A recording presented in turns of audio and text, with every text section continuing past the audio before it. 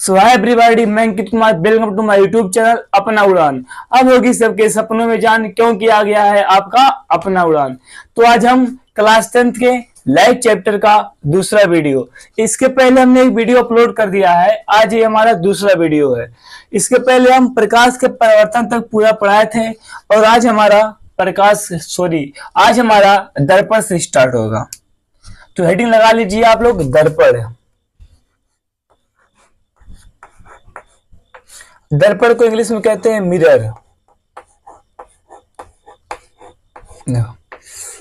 सबसे पहले दर्पण क्या होता है इसके बारे में हम कुछ विचार करते हैं। जो आपका दर्पण होता है, दर्पण कैसे बनता है? दर्पण होता क्या है, अगर आपके पास कोई एक पारदर्शी पृष्ठ है, क्या है पारदर्शी, आप लोग जिसके आर पार देख सकते हो, ध्यान समझना। आपके पास क्या है, कोई एक पारदर्शी पृष्ठ है जिसके आप आर पार देख सकते हो। अगर उसको क्या कर दो, एक तरफ से कलई कर दो, यानी कि एक तरफ से क्या कर दो, पेंट कर दो। जब आप एक तरफ से पेंट कर दोगे तो क्या हो जाएगा, दूसरा तल आपका क्या हो जाएगा, परिवर्तक तल बन जाएगा। दूसरा तल क्या हो जाएगा, परिवर्तक तल हो जाएगा। तो जो आपका ये निकाय बनेगा, ये आपका दर्पण कहलाएगा। क्या कहलाएगा, दर्पण। तो दर्पण किसे कहते हैं, किसी पारदर्शी पृष्ठ को एक तरफ से कलई कर दें, एक तरफ से कलई कर दें तथा दूसरा तल क्या हो, परिवर्तक तल हो, तो इस प्रकार बने निकाय को क्या कहते हैं, दर्पण कहते हैं। चलिए दर्पण का परिभाषा लिखते हैं।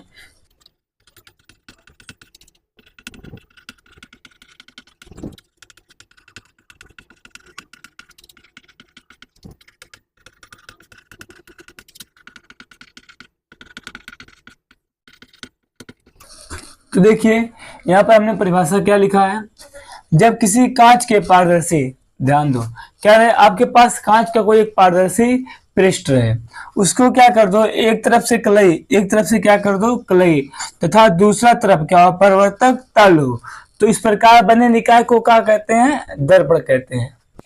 दर्पण आपका दो प्रकार का होता है, एक होता है गोलीय दर्पण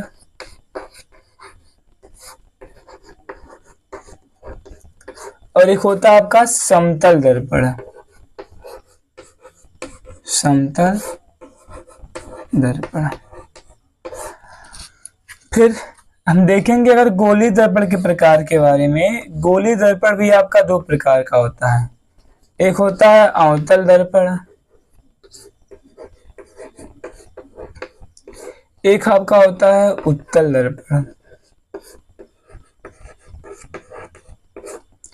देखो गोलीय दर्पण और क्या होता है, समतल दर्पण।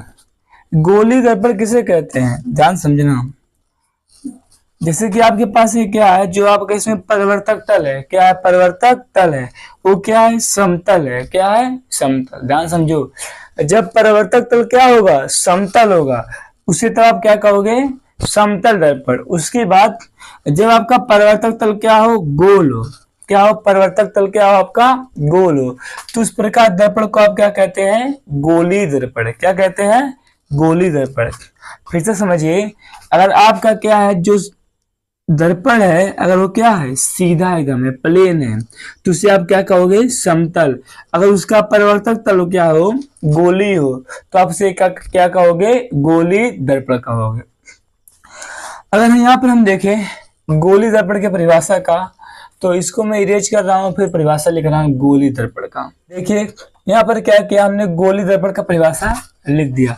क्या लिखा गया है, वह दर्पण जिसका परिवर्तक तल क्या हो, गोलीय हो, उसे क्या कहते हैं, गोलीय दर्पण कहते हैं। तो हमने आपको बताया जो आपका गोलीय दर्पण होता है, ये क्या होता है, दो प्रकार का। नंबर एक क्या होता है, अवतल दर्पण। अवतल दर्पण, इसे आपके इंग्लिश में कहते हैं कॉनकेव मिरर। Concave mirror. देखिए ये अवतल दर्पण क्या होता है और उत्तल दर्पण क्या होता है। मान लीजिए आपके पास क्या है, कोई एक कांच का खोखला गोला है,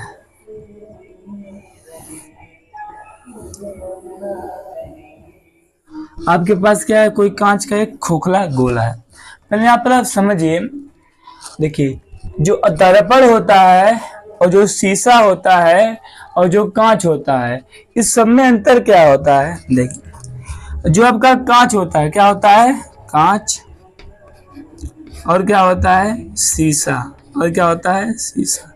ये दोनों शब्द एक ही है, कांच और शीशा क्या है, एक ही है, परंतु दर्पण क्या है, अलग है। दर्पण किसे कहते हैं, दर्पण इन सबसे अलग होता है। देखो जब आप किसी कांच को क्या करते हो, पेंट कर देते हो, किसी कांच को क्या कर देते हो, पेंट कर देते हो, तब आपका क्या बनता है, दर्पण बनता है। देखो जो आपके पास कांच अथवा शीशा होता है, आप इसके आर पार देख सकते हो, आर पार देख सकते हो, परंतु शीशे के परंतु दर्पण के आर पार नहीं देख सकते हो। देखिए मैंने यहाँ पर क्या लिया है, कोई एक कांच का खोखला गोला, क्या है, कांच का खोखला गोला। इसको मैं क्या कर रहा हूँ, इस खोखले गोले को बीच से कट कर दे रहा हूँ, बीच से क्या कर दे रहा हूँ, कट कर दे रहा हूँ। देखो कट करने के बाद मैंने लाया पेंट, इसे कर रहा हूँ पेंट। देखो एक बार हम पेंट कर सकते हैं बाहर से, एक बार हम पेंट कर सकते हैं अंदर से। तो यहाँ पर देखिए जब आप इसे बाहर से पेंट किए हो, ध्यान देना, जब क्या किए हो, आप कांच के खोखले गोले को काट कर बाहर से पेंट किए हो, तो इसे कहते हैं अवतल दर्पण। क्या कहते हैं, अवतल दर्पण।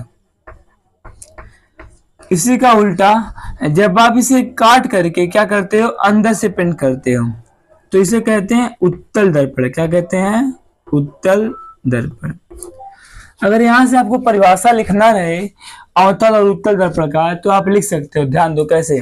सबसे पहले क्या है, हमारे पास कोई एक कांच के खोखला गोला का काटा गया कोई एक भाग है, तो आप क्या कहोगे, किसी कांच के, ध्यान से सुनना, किसी कांच के खोखले गोले का काटा गया वह भाग जिसके बाहरी पृष्ठ पर, ध्यान दो, जिसके बाहरी पृष्ठ पर कलई किया गया हो तथा अंदर का पृष्ठ क्या हो, परिवर्तक तल हो, उसे क्या कहते हैं, अवतल दर्पण कहते हैं। इसी का उल्टा किसी कांच के खोखले गोले का काटा गया वह भाग जिसके अंदर की ओर से कलई किया गया हो तथा बाहर का पृष्ठ क्या हो, परिवर्तक तल हो, उसे क्या कहते हैं, उत्तल दर्पण कहते हैं।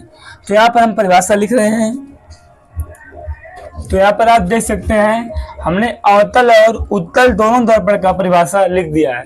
तो क्या लिखा गया है, किसी कांच के खोखले गोले का काटा गया वह भाग जिसके बाहरी पृष्ठ पर कलई किया गया हो तथा अंदर का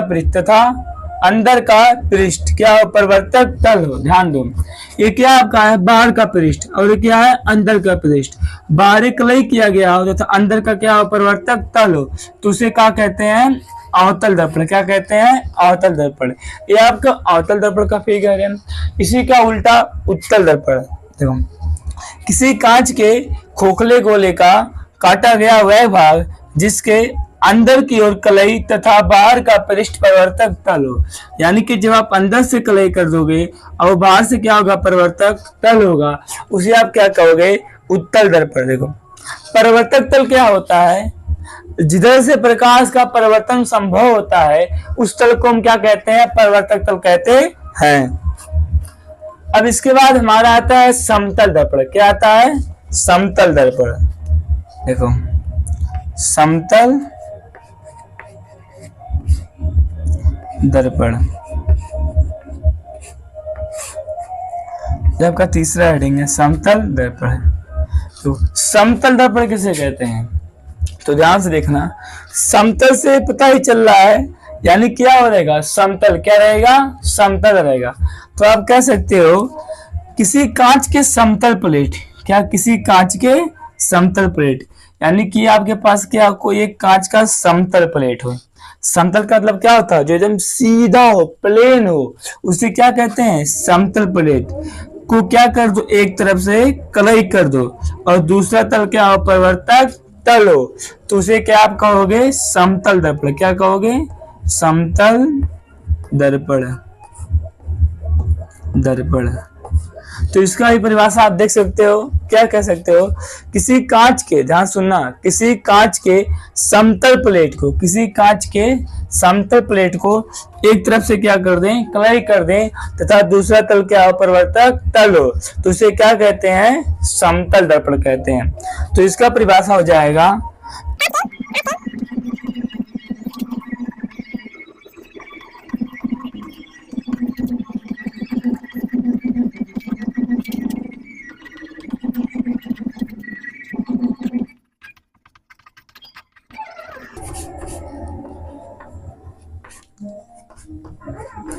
तो यहाँ पर आपका परिभाषा भी लिख दिया गया है। तो समतल दर्पण, कांच के समतल प्लेट को एक तरफ से क्या कर दें, कलई कर दें तथा दूसरा तल क्या हो, परिवर्तक तल हो, तो उसे क्या कहते हैं, समतल दर्पण। देखो इधर से क्या होगा, ये आपका क्या है, परिवर्तक तल। अभी आपको बताया हूं परिवर्तक तल का मतलब क्या होता है, वह तल जिधर से प्रकाश का परिवर्तन संभव हो। तो आप लोग इसका स्क्रीनशॉट मार लीजिए अथवा नोट कर लीजिए। अब जो हमारा हेडिंग है समतल दर्पण के गुण, तो समतल दर्पण के गुण ये वेरी इंपॉर्टेंट है। आपका इसमें न्यूमेरिकल में अथवा 1 नंबर ऑप्शनल क्वेश्चन में पूछता है। देखो यहाँ पर हमने समतल दर्पण के गुण को लिख दिया है। सबसे पहला गुण क्या लिखा गया है, समतल दर्पण में सदैव आभासी और सीधा प्रतिबिंब बनता है। क्या होता है, समतल दर्पण में सदैव आभासी और सीधा प्रतिबिंब बनता है। इसका मतलब जिसमें आप लोग अपना चेहरा देखते हो अपने घर में, जो आपका दर्पण होता है उसमें क्या होता है, आभासी और सीधा प्रतिबिंब बनता है। यानी कि सीधा प्रतिबिंब बनता है ना, ऐसा नहीं होता है कि कोई वस्तु ऐसे है, कोई वस्तु क्या है ऐसे है, ए और बी, उसका प्रतिबिंब क्या बनेगा, ऐसे ही बनता है ना, ए डैश और बी डैश, कैसे उल्टा हो जाता है, बी चला जाएगा ऊपर, ए आ जाएगा नीचे, ऐसा नहीं होता है। क्या होता है, सीधा प्रतिबिंब। क्या बनता है, सीधा प्रतिबिंब। उसके बाद दूसरा गुण, समतल दर्पण में यदि कोई वस्तु बी वेग से गतिमान हो तो उसका प्रतिबिंब 2b वेग से गतिमान होगा। इस बात को समझो। देखो जो समतल दर्पण का, जो आपका समतल दर्पण होता है, अगर आप क्या कर रहे हो, उसके सामने 30 की स्पीड से, कितना, 30 की स्पीड से भाग रहे हो, तो उसके बाद क्या होगा, जो आपका प्रतिबिंब होगा वह 60 की स्पीड से भागेगा। देखो अगर आप 30 जाओगे तो आपका प्रतिबिंब आपको कितना दिखेगा, 60 से जाता हुआ। इसका इस्तेमाल जो क्या होता है, जिम होता है। क्या होता है, जिम। जिम में जो लड़कियां होती है, जिम करती है ना, जो उनके दौड़ने के लिए लगा होता है, वहां पर क्या होता है, दर्पण होता है। उनको अगर वो दौड़ेंगे 30 से तो उनको लगेगा हम भाग रहे हैं 60 से। यहाँ पर इस जिम में समतल दर्पण का बहुत अच्छा उपयोग किया जाता है। फिर देखो इसके बाद क्या लिखा गया है, समतल दर्पण में किसी वस्तु को पूरा प्रतिबिंब देखने के लिए समतल दर्पण को वस्तु की लंबाई के आधा होना अनिवार्य है। देखो अगर मान लो आपको क्या करना, अपना पूरा प्रतिबिंब देखना है, मान लो मैं 6 फीट का हूं, तो अगर मुझे स्वयं का पूरा प्रतिबिंब देखना है तो दर्पण को 3 फीट का होना अनिवार्य है। यानी कि जितना बड़ा मैं हूं, मेरे लंबाई के आधा लंबाई दर्पण होना अनिवार्य है। उसके बाद क्या है, उसके बाद देखो आपका अगला गुण क्या है, समतल दर्पण से जितनी दूरी पर वस्तु होता है उतने ही दूरी पर प्रतिबिंब बनता है। देखो अगर आप समतल दर्पण से 10 सेंटीमीटर दूर हो तो आपका प्रतिबिंब भी 10 सेंटीमीटर पीछे बनेगा।